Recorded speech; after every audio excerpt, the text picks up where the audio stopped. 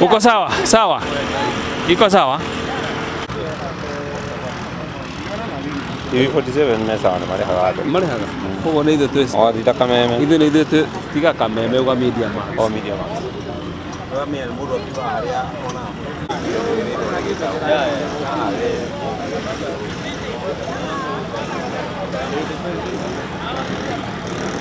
This conversation has already started and we are happy about it.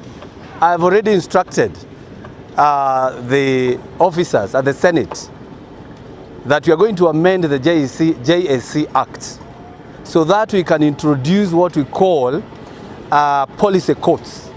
Just like we have the commercial courts, just like we have the employment courts. Any issue that emanates from the government, that anybody wants to take it to court, it should not just go to any court. It should go to a policy court.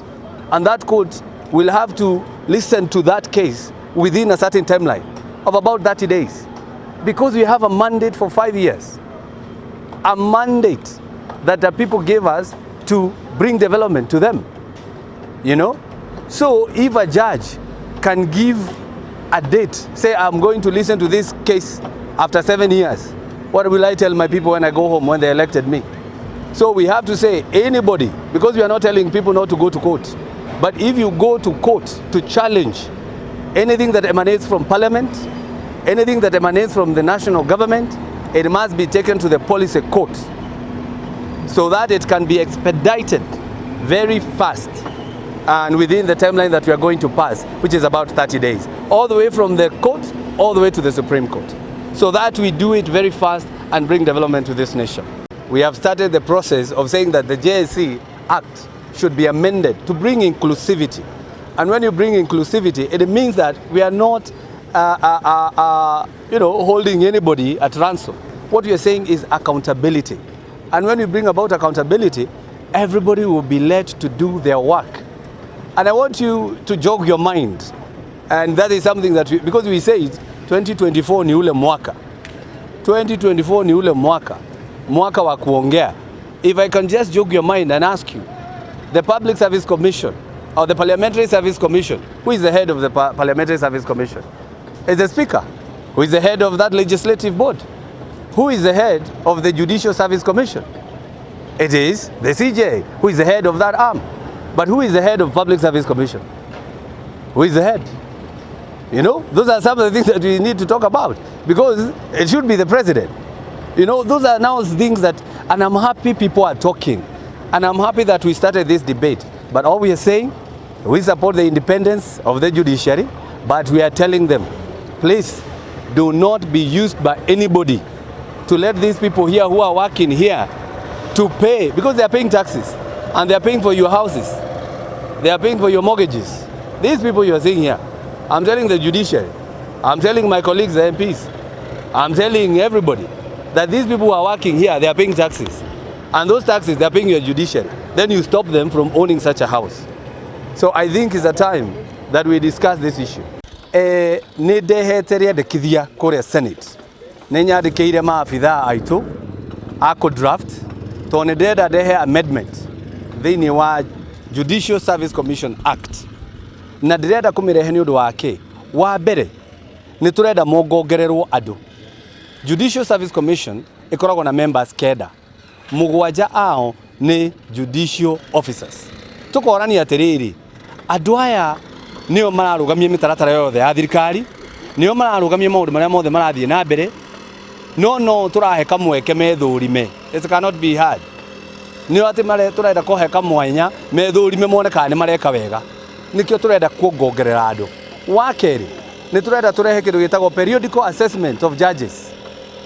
Uguo ni kuga no nginya maroragwo mirutire yao ya wira thini wa amendment ino either thutha wa mwaka makarorwo uria mararuta wira, tondu ithuĩ turoragwo thutha wa miaka 5. Ithuĩ nginya katiba ni itikiritie andu mangiona mundu ndaruta wira wega aimpeachwo. Jaji ni uriku ngeimpeachwo, jaji ni uriku ngeherio. Tumatigeire JSC na no meko thini koguo mangitua moe kanya ga kurugamia thirikari ino no marugamie thirikari tondu hatire mundu umite matuini no andu twinao guku uguo na ni twi uria guthiaga na mbere koguo turarehe watho uyu nigetha twambie kurania ciuria tondu mwaka uyu wa 2024 ni ule mwaka uguo ni kuga no nginya tukorwo tukiaraniria nigetha twacenjia jesi magathũrimagwo tucoke turehe kindu gitagwo police court ni igoti ria mitaratara ya thirikari to ria kuri igoti ria aruti a wira nirio Employment Act ni turi igoti ria commercial tugie na igoti ria mitaratara ya thirikari ati mundu arugamia mitaratara wa thirikari rigatwarwo igoti-ini riu igoti riu nario tukarihe thiku 30 rikorwo ririkitie wira ucio nigetha tutikarugamio tondu jaji angiuga ni agathikiria cira thutha wa miaka 7 ngakorwo nyumite giti-ini kana ngiakorwo umite giti-ini ugathie kwira andu atia ningia muthondekeire barai no jaji muna nginya matoiritwa ri akirugamia wira ucio no it cannot be like that. I want to say, and I have read the statement by the Koome. I've read the statement, and really, it does not say much. I believe everywhere some accusation come in, the judiciary should not come guns blazing to protect itself. They should come in to actually look at what is being said. When we say they are corrupt judges, they are people who are being used. It is not something that is out of ordinary. We have had it before. We have had people even going to court. We have had videos from the likes of Sonko on issues corruption. So these are serious matters. And I want to say this, as a young parliamentarian, when I look at the number of people who are working in this site alone, and I've not even mentioned my site that is in Manyata constituency, where we have close to 120 people working, I feel very bad that we can decide, okay, let's have things normal and stop all this and go back to living a life where we are not looking at this agenda that is actually very progressive.